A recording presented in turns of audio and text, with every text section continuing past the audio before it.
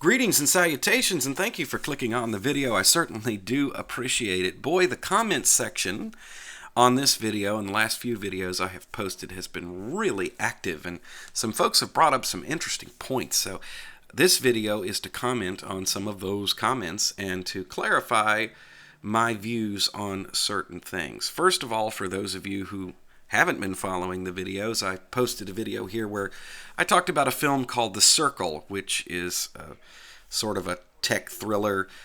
The Circle is a big company, kind of like Google, kind of like Apple if you rolled them all together, and it was very interesting. Some people thought that the plot and the acting wasn't so great. I thought it was interesting simply because of the subject matter that was talked about, because there's not many other people who are covering this in the mainstream media, and certainly not in movies. So it was a very interesting and poignant movie for those of us who are concerned about freedom and privacy and all of that good stuff. However, some folks found it interesting that in the beginning of the video I talked about the movie, and at the end of the video I was talking about Ubuntu 17.10. I gave you guys a little sneak peek preview, and they said, well, you're talking about Google like it's bad and evil, and then you're using Google Chrome. Well, I think a lot of that probably comes from the fact that in addition to talking about The Circle, I also talked a little bit about Brian Lunduke's wonderful little video here. It's time to break up Google.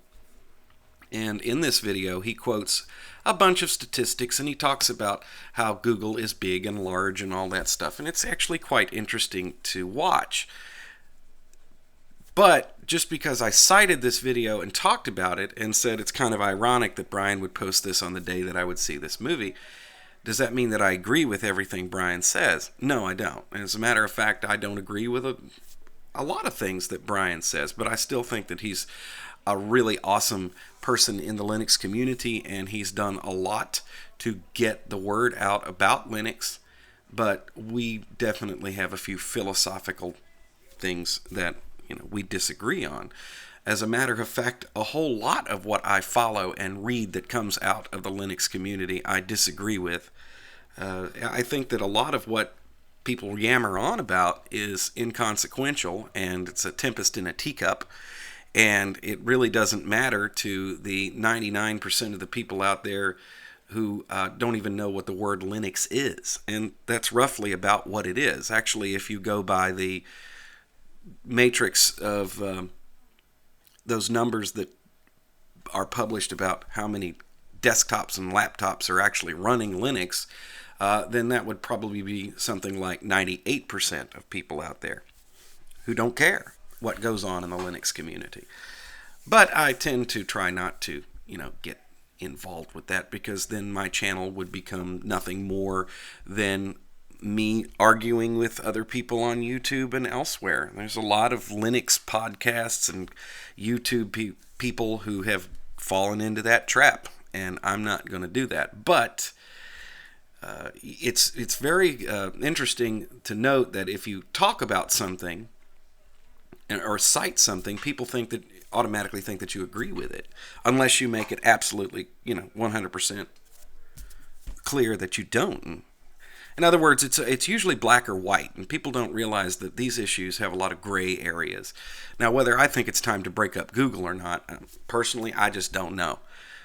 I think Google could probably do a better job at a lot of things that they do, but is it time to break them up? Well, that's not up to me now, is it? But still, it's an interesting video. I choose to think about more practical things than worrying about what a multi-billion-dollar corporation is doing.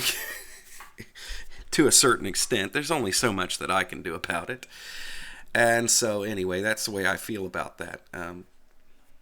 Anyway, moving on to the Google Chrome versus Firefox thing, let's talk a little bit about that, because I have mentioned several times in my videos over the years that I use Google Chrome. I use Google Chrome these days exclusively. I do not even have any other browsers installed on my machine. And the reason why is because Google Chrome works, and it does exactly what I need it to do. And I could sit here and go back and forth about the pros and cons of using Google Chrome against Firefox or Opera or Vivaldi or any of the other browsers that are out there. I think that's a personal choice. It's absolutely true that the web browser is the most important piece of software that you have installed on your computer. No doubt about it. And so therefore it's a personal choice what works for you. But I will say this. The reason why I use Google Chrome over Firefox is real simple. Firefox sucks. And Firefox has sucked for a long time. When you put them side by side, which I have done for years, you have Firefox running and you also have Google Chrome, and you switch back and forth between the two, you're going to find out that Google Chrome will do more than Firefox does. And it will do it easily. Whereas Firefox, it sometimes just fights you every step of the way. Firefox for me has always been a browser that locks up and it causes problems. I have fewer problems with Google Chrome. And then people will say, well, okay, why are you using the proprietary Google Chrome and you're not using Chromium? Because they're not the same thing, kids. Chromium smells a whole lot like full-fledged Google Chrome, and it looks like it. And depending on what you want to do on the web and what you do on a daily basis, it may work perfectly fine for you. But if you are somebody like me who is very media-centric and you have people in your house that also are very media-centric and play games and do those sorts of things on the internet, you're going to find out real fast that Chromium is not Chrome. And Chrome is usually ahead of the game as far as new features are concerned, especially when you're dealing with new features that come up on the web, new things that you want to do.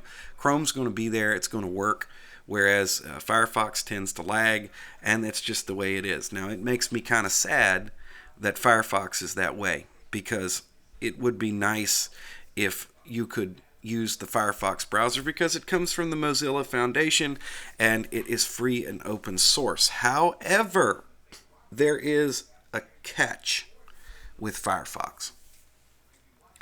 Most Linux distributions ship with Firefox. This is true. But one of the things that all of the distributions do is that they modify Firefox to do what they want it to do. And this is certainly true with Ubuntu and Linux Mint.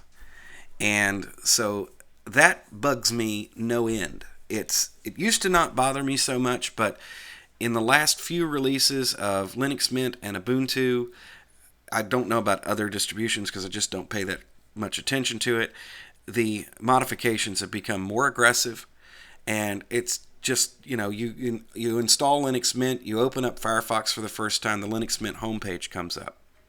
So what if you already have a Firefox profile and you remove the profile that comes with Linux Mint, the one that comes from the Etsy Skell directory, and you put your profile in? Guess what? They've actually modified it now where it overrides that. It used to be that you could have your own profile and then you could move it in there, and then you would get whatever you wanted, or most of what you wanted with Firefox. Now it doesn't do that, and that bothers me. So I actually posted a video a few months back where I said, okay, here's how you can download Firefox, you can put it in your home directory, and then you can run a local Firefox that doesn't have any of the modifications in it. It's more private and it's more secure. That's a pain in the butt. Why should anybody have to do that? All right, to get around that. That's what bothered me. And then I just decided, I said, okay, that's enough. I've had enough of this. I'm not playing around with Firefox anymore, which is why I wrote this script, which you see on your screen right now. And essentially what this does is, if you have an Ubuntu or a Linux Mint machine and you run this script, it will go through and remove Firefox, and then it will put Google Chrome on automatically. It just does it in one shot. Not only do I have it here, but I also have it rolled into a much larger script that I have talked about in the past that installs Ubuntu. And so therefore, if you go to easylinux.com, you look under news, you're going to see that script and you'll see this stuff in there, because that's one of the first things that I do when I install Ubuntu. I just want Firefox to go away. I'm sick and tired of it. I'm done with it. And Google Chrome, like I said, even though it is a proprietary application, it works. And every machine that I put Google Chrome on, it works. And it's the same Google Chrome on every machine. It's not a different one because the distribution has messed with it. And the other thing about Google Chrome I have to mention is the fact that they have a sync service which is outstanding. So in my case, I have several machines and they're all synced. And so therefore, when I log into another computer or even a virtual machine that has Chrome in it, since they're synced, it's the same thing wherever I go. Okay. Firefox also has a sync service, but it doesn't work nearly as well. Google absolutely nailed the sync service.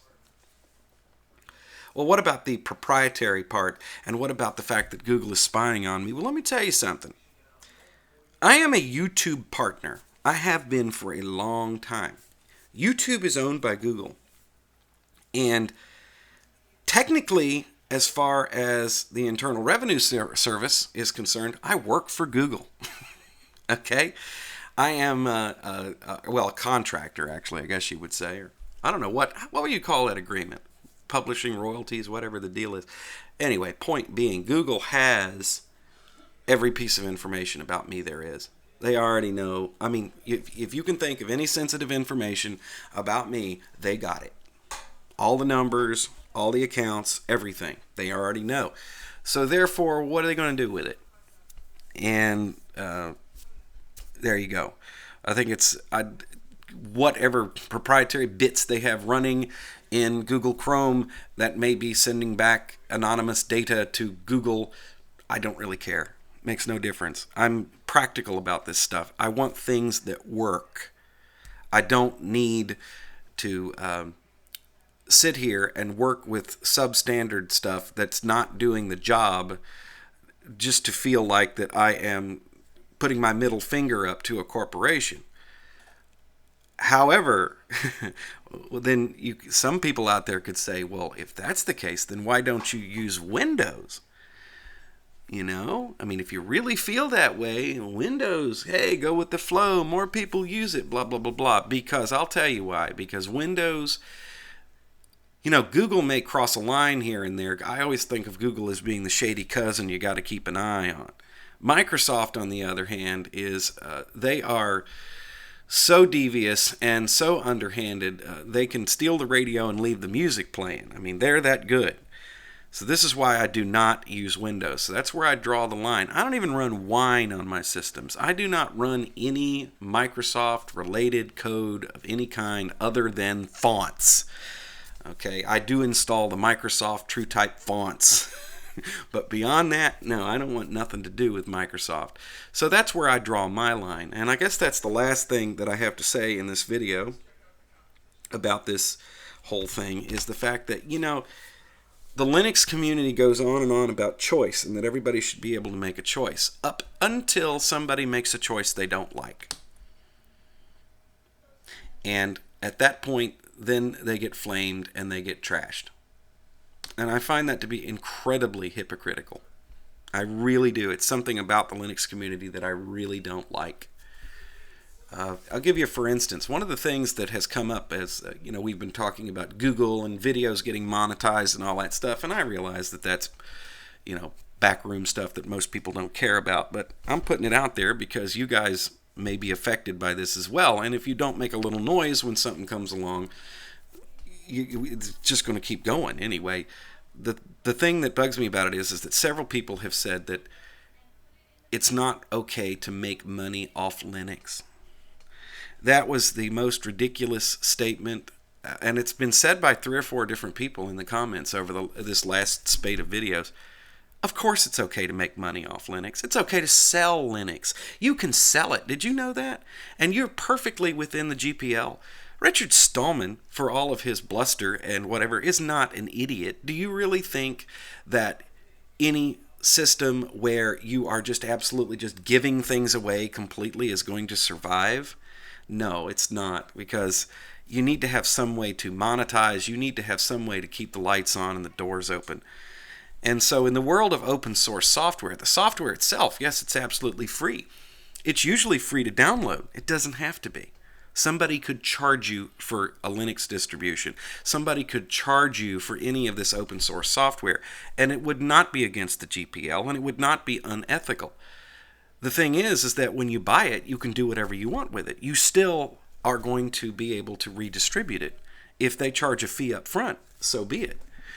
Also, the money that is made in the open source world is not by quote unquote selling software. It is made from supporting software. This is how Red Hat makes their money. The Linux that Red Hat distributes in many ways is the same Linux that you'll find in Ubuntu, and it's the same Linux you'll find in OpenSUSE or Arch. They don't make great, huge modifications to Linux. What they do is they sell it with a contract. They give you the software. You register the software because you have to have a contract to be able to run it. And that contract entitles you to world-class support. And this is how they make their money. This is the original vision of GNU. This is what GNU was supposed to be. Yes, everything is freely available.